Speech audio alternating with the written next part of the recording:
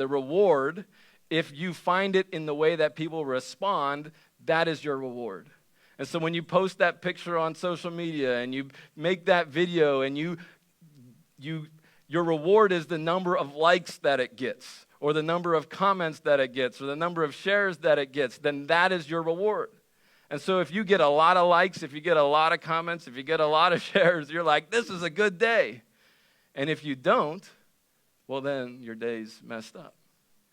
And maybe you haven't done it that way, but you've done it with somebody in your life, right? You've showed up at their house, you've served them, you've loved them, you've cared for them, and you're like, I hope they say thank you.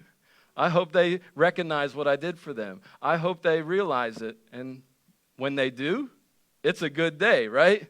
You're like, this is awesome, I feel good. And when they don't, you feel terrible because your reward is connected with their attention.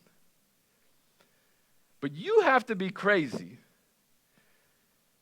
to let your own self be controlled by somebody else's actions.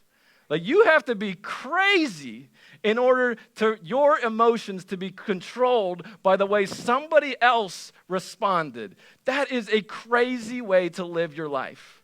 It is crazy. The better way is what Jesus tells us. Is that when you give to someone in need, don't let your left hand know what your right hand is doing. Give your gifts in private, and your Father, who sees everything, will reward you. God's reward is so much better than a person's reward.